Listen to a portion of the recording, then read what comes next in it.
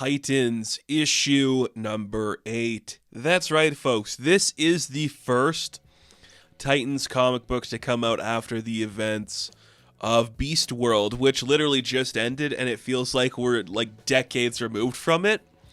Nobody's talking about it. Like, if you look on any online clatter, it's like, okay, well, what really happened in that? Not much. It kind of ended with a whimper, and that really sucks. That really sucks. But whatever. You know, I still want to read Titans. I think this is a cool idea to make them like the central figures of the DC universe. They're the main team. The generation that grew up with the Teen Titans and this roster in particular is now like spearheading everything going on at DC. So I'm like, yeah, let's see what you got. I don't love this issue. The things it plays with are kind of boring. And I wonder if it's going to be really fun to see what's happening next. So at the end of Beast World, we learned that the evil persona of Raven kidnapped the good intention Raven. So the evil one is now having a meeting with her father, and she's like, yes, I have captured Rachel Roth. She's in the Soul Gem. And now I have a plan to take over the Titans. And then we cut to like news footage of like, after the events of the Beast World incident, the world's kind of against the Titans right now. Joining us, we have Sergeant Steel, clearly a dickhead and a bad guy. We also have the mayor of Bloodhaven, Melinda Grayson Lynn. And we're going to have a couple of pages of recapping something we already knew, which is like Sergeant Steel, he hates superheroes, boo, and Melinda's all for them. We know this. Do we have to restate this? Is this because nobody else read Beast World is why we have to put them in here? I don't know.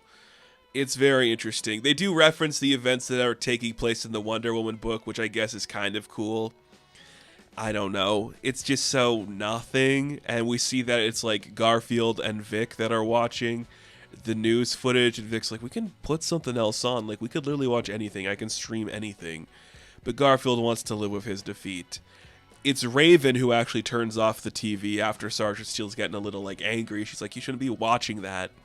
Before there's any resolution to that plot line, though, we get called away because there's a tropical storm moving to Florida. And, you know, emergency response people are on hand, but Key West is completely isolated, so we're going to do our best to go down there and help them. Dick's like, Garfield, if you want to sit this one out, I'm not going to be mad. He's like, no, I need to go there and be a part of this.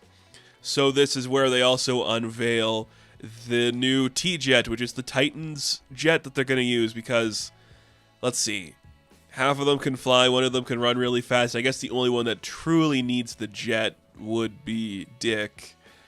But I guess we'll all use the jet. So they go in the jet. They're going to head down there and help out. They get there. They're going to help everybody. There's people trapped in the house. Garfield goes to look for them. We'll come back to that. But before that, there's a bunch of ships that are being abandoned by the storm. They think they're going to die because something's attacking them. But no, it's Tempest, because Garth's good again because we took the thing out of him and he's good now. He's not officially on the team, but he's going to help out when there's a tropical storm. So he's going to help the people that are on the ships. Garfield breaks into a house to help like a father and son, and the dad instantly like attacks him. And you see that Garfield instantly lashes out. He's like, he's going to attack. I'm going to kill you. But no, it's just a dad with a bat protecting his kids. And then Raven shows up and Wally shows up. And you see Raven is like on the defensive like, okay, I'll kill this son of a bitch. And Wally's like, no, we're not going to do that. And because this dad watches the news, he doesn't want Garfield to attack his kids. So Garfield just kind of like leaves defeated. Like, I'm a villain. Everyone hates me. Boo-hoo, woe is me. That feels like a very common Garfield story these days where he's like, all I want to do is be like a good guy, but everyone sees a monster. It's kind of Nightcrawler adjacent, I guess. I don't know. I guess there's some similarity between those characters. It's okay. But yeah, Garfield feels bad he can't do more. And that is when we see Trigon like, and how does this affect you, my daughter? Now that you have lost this part of yourself, are you able to take over and truly become your fullest potential, blah, blah, blah? She's like, yeah, the way I'm going to do that is I'm going to take over, like, the friendship with the Titans, and I'll, like, get on their good side, and they'll trust me, and then we'll, like, unleash the ultimate power, which is, like, the Dark Winged Queen, the fullest potential for Raven to take over the world, or whatever, I guess. It really does not satisfy. And you're like, yeah, it's fine, you know, like Raven and Trigon story. Ooh, we haven't seen that before, so that's really interesting. The stuff with Garfield should be way more compelling. It just doesn't feel like it is. Like, he's kind of stuck in this stasis of this guy who wants to do better, but the world won't let him. And it's kind of a shame.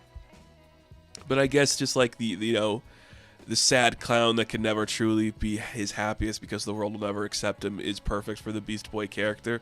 I don't know. I just wish this book had a little more oomph to it. It just didn't. And that's okay, I suppose. Just a book where, like, the world hates superheroes and the Titans are bad. Like, who cares? Who's that interesting for anymore? It doesn't feel like it's interesting to anybody. I don't know. Feels too late. And we also know that Tom Taylor is going to be leaving the Nightwing book. I wonder if that means he's going to just, like, double down on his time at the Titans. It's hard to say. I don't know. Did not love this issue. So, Titans issue number 8, I am going to give a 6 out of 10. Now, thank you all for watching this review. Be sure to like and subscribe to the channel. As always, you can check me out on Instagram, TikTok, and Twitter. And of course, I will catch you in the next one. Have fun, stay safe, good luck.